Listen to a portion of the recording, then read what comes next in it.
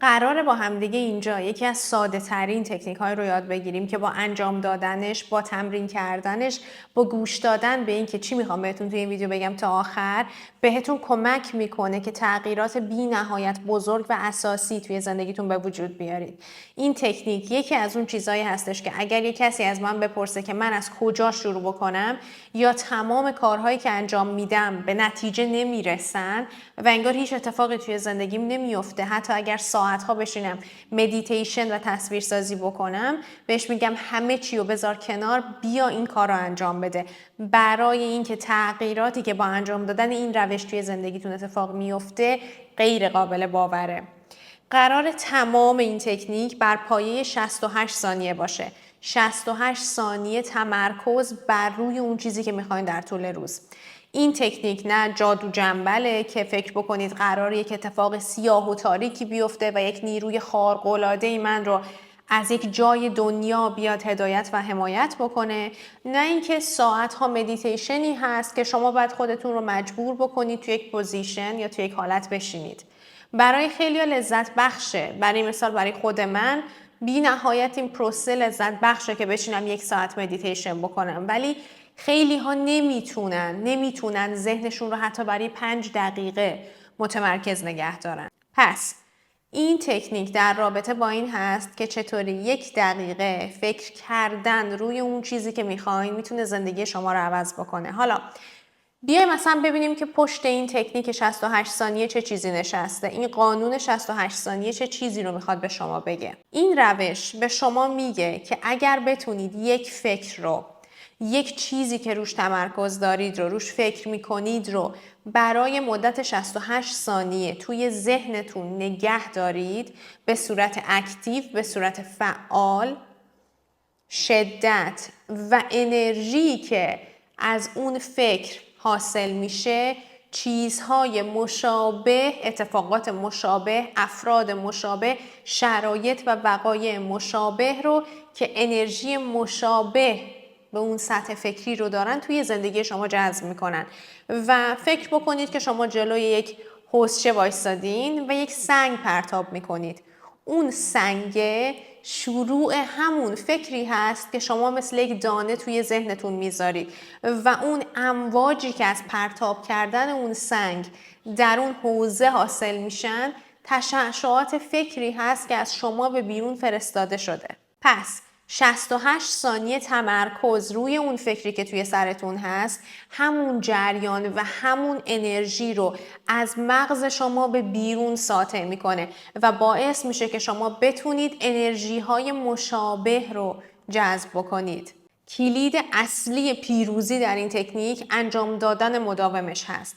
مثل اینکه شما توقع این رو داشته باشید که بدنتون حجم بگیره، بازوهای پرحجمی داشته باشید و بشینید تو خونه و کاری انجام ندید. اولین کاری که انجام میدید چیه؟ شروع میکنید به باشگاه رفتن، وزن کم کردن، غذای درست خوردن، وزنه زدن تا اون ماهیچه رو حجیم‌تر بکنید. پس اگر میخواین این روش 68 ثانیه رو توش به یک پروفسور تبدیل بشید، کاری که بعد انجام بدید این هستش که اون کار رو، اون فکر رو، اون واقعه رو هر روز به مدت 68 ثانیه توی ذهنتون مرور کنید و ببینید، اینقدر ببینید که ماهیچه مغز شما قوی تر بشه. نه، مغز ما ماهیچه نداره، این یک استعاره است که به شما بگم همون اتفاق میفته. هر 68 ثانیه‌ای که دارید به اون فکر توجه و تمرکز میکنید، شما دارید اون ماهیچه رو قوی‌تر و قوی‌تر میکنید. مثل این هستش که شما دارید یک عادتی رو در طول زمان میسازید و اون عادت تقویت ذهن شما هست برای اینکه بتونه راجع به اون فکری که تو سرتون دارید تشعشعات درستی بفرسته و در آخر شما بتونید اون فکری که میخواین، اون آرزویی که دارید، اون هدفی که دارید رو توی زندگیتون جذب بکنید. پس مهمترین چیز این هستش که این تکنیک رو به صورت روزانه انجامش بدید و به صورت یک روتین توی زندگیتون در بیارید. حالا بریم ببینیم که توی 68 ثانیه چه اتفاقی میفته. اگر بخوایم از نظر علمی بهش نگاه بکنیم، وقتی که شما روی یک فکری تمرکز میکنید، شما یک سری از نورون‌های مغزی رو فعال میکنید. یک سری مسیر عصبی مشخصی رو توی ذهنتون ایجاد میکنید. توی ذهن شما یک سری مسیرهای عصبی مشخصی ساخته میشه و هر زمانی که شما برمیگردی و دوباره به اون مسئله فکر میکنی، انگاری که یک راهی روشن میشه. دوباره بهش فکر میکنی، اون مسیر روشن میشه. دوباره فکر میکنی، مسیر روشن میشه و هر بار روشن شدن مسیر عصبی که در ذهن شما ساخته میشه که ناشی از فکر اولیه‌ای هستش که شما روش به مدت 68 ثانیه تمرکز کردید، این کار باعث میشه که از این به بعد شما بتونی قوی‌تر چراغ‌هایی که در این مسیر هستن رو روشن بکنی.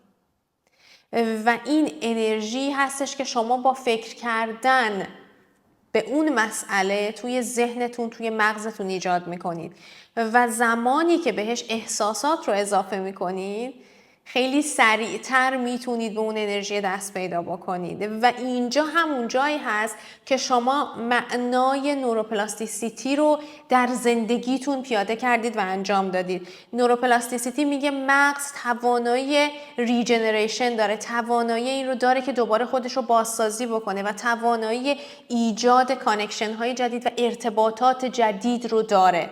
پس 68 ثانیه فقط یک امیدواری نیست که من دارم به شما میدم، فقط یک باوری نیست که از یک جایی اومده و من اینجا دارم راجبش صحبت میکنم. تحقیقاتی که انجام دادن به این نتیجه رسیدن که وقتی که شما روی یک چیزی تمرکز میکنی یا برای مدت زمان طولانی و به صورت روتین بهش فکر میکنی، در موردش تصویرسازی میکنی، حسش میکنی، در مغز شما نورون‌های جدید، مسیرهای عصبی جدیدی میسازن. و چرا دارم این رو به صورت علمی برای شما توضیح میدم؟ برای اینکه فکر نکنید که حالا یه ویدیو ساخت، اومد این حرف رو زد رفت، من از کجا بدونم که اصلا برای من کار میکنه؟ برای اینکه یک مسئله علمی هست و اگر برای ایکس و ایگرگ و آقای فلانی و خانم فلانی کار کرده، باید برای شما کار بکنه، مگر اینکه شما در درون ذهنتون یک چیزی داشته باشید که مانع کار کردن این بشه. اون چه چیزی هست؟ قدرت انکار. اگر قدرت انکارت، قدرت نفیت خیلی بالا باشه، اجازه نمیده که قدرت باور شما کار بکنه و این مثل این میمونه که شما داری یک خونه میسازی. الان توی ذهنت تجسم بکن که من دلم میخواد تو فلان خونه ویلایی با همچین شرایطی زندگی بکنم.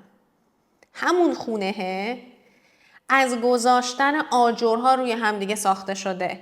وسط کار اون خونه زشترین خونه است. یک زمین خراب است با چند تا آجر روی همدیگه. ولی همون زمین خراب و اون چند تا آجر روی همدیگه به شما زیباترین خونه رو میده. پس هر وقت که وسط فکر کردن به این چیزا به خودت گفتی که اینا چرت و پرته، برای فلانی کار کرد، برای من کار نخواهد کرد و کار نمیکنه، من اینجوریم، من اونجوریم، دقیقاً یاد این مثال بیفت. گفتم زیباترین خونه ها از یک زمین خرابی شروع شدن که چند تا آجر روی هم اومده و فقط ازتون میخوام که به این فکر بکنید. الان یک زمین خرابی رو تجسم بکنید که چند تا آجر، 50 تا آجر به صورت رندوم روی هم دیگه چیده شده که یکی از دیوارهای اون خونه رو شکل بده، اسکلت اون خونه رو شکل بده و ببینیدش. چقدر این تصویر زشته. و حالا توی ذهنتون یک خونه رویایی تمام شده زیبایی رو ببینید که بی نهایت درش آرامش وجود داره و هر اون چیزی که هست. این خونه از همون زمین خراب و آجرهای نصف نیمه روی هم دیگه اومده. هر وقتی که خواستی این کارش بکنی، با این حقیقت سیلی بزن توی گوش خودت و بعد بیدار میشی و بعد زندگیت رو ادامه میدی.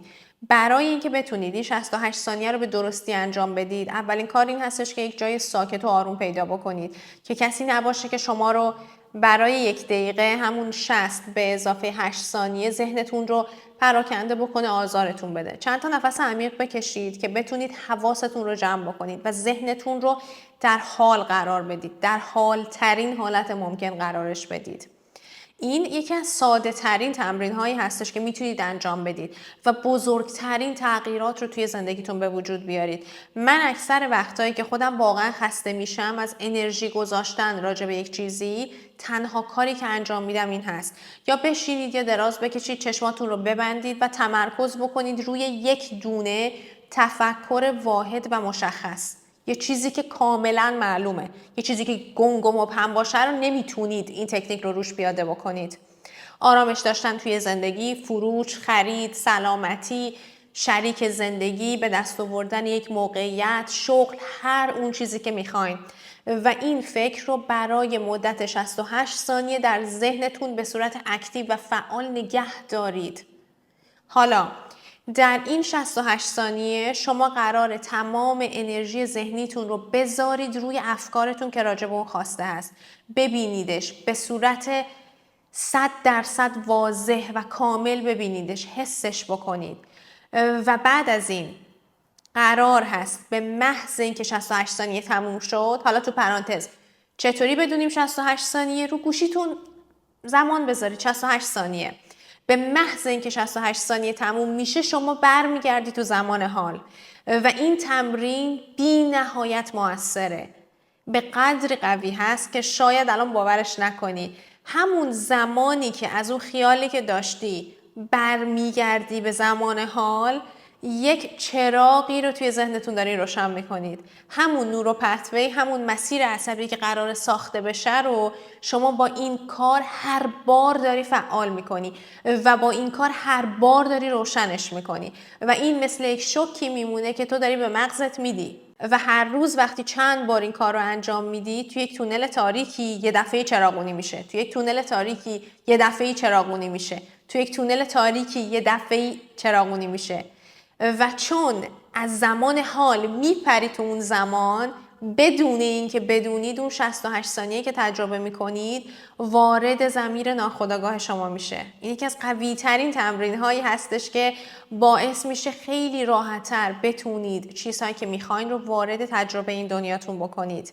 این کار رو به روتین روزانه‌تون تبدیل بکنید و این یکی از اون چیزهایی هست که به شکل غیر قابل باوری زندگیتون رو عوض میکنه و چیزهایی رو وارد زندگیتون میکنه که شاید به جرئت بهتون بگم با چندین سال مدیتیشن کردن نمیتونستید وارد زندگیتون بکنید. هر اون قدری که من باور دارم مدیتیشن برای همه خوب هست، به همه کمک میکنه. چقدر من به شخص راجع به فوایدش باهاتون صحبت کردم، چقدر اندرو هوبرمن بهتون گفته که انجامش بدید. چندین هزار کتاب نوشته شده. مدیتیشن به درد همه نمیخوره. برای اینکه همه نمیتونن یک مدیتیشن با کیفیت داشته باشن. شما وقتی مدیتیشنت کیفیت خوبی نداشته باشه باز هم به خودت کمک کردی، ولی اترکشن و جذب کردن از نقطه‌ای که مدیتیشن شما ضعیف باشه خیلی نمیتونه پرقدرت باشه و خیلی نمیتونه بهتون کمک بکنه. پس این کار رو انجام بدید. 68 ثانیه یکی از قوی ترین قانون هایی هست و یکی از قوی ترین تکنیک هایی هست که تو زندگی من به شخصه بارها و بارها معجزه کرده. اگر یک مثال زنده بخواید ببینید از اینکه چقدر این قانون روی زندگیش اثر گذاشته یک فرد منم. من هر وقتی که از تصویرسازی زیاد و مدیتیشن زیاد خسته میشم، این کاری هست که خودم انجامش میدم و این اون چیزی هست که به شمایی که داری این کار رو شروع میکنی کمک میکنه که قوی تر بشی. استر هیکس یک مثالی میزنه، میگه دکمه آبی. اول ببین که فقط یک دکمه پیدا کردی. اول با یک قصر خاص رو نمیدونم مرسدس جی کلاس و اینا تمرینش نکن. با کمترین چیزی شروع بکنید که قرار روش کمترین انرژی رو بذارید. با کوچیکترین چیز شروع بکنید. ذهنتون شروع میکنه به پرونده سازی و اویدنس جمع کردن از اون موضوع و بعد ماهیچه مغزتون انقدر قوی میشه که میتونید چیزهای بزرگتر رو در مدت زمان خیلی کوتاه‌تر از اون چیزی که الان تجربهش کردی به دست بیاری. پس انجامش بدید و برام توی کامنت ها بنویسید که چطور نتیجه داده، اصلا شروعش چطوری بوده، حس و حالتون چطوریه و باز هم اگر راجبش سوالی بود تو کامنت ها بنویسید تا جایی که بتونم پاسخ میدم.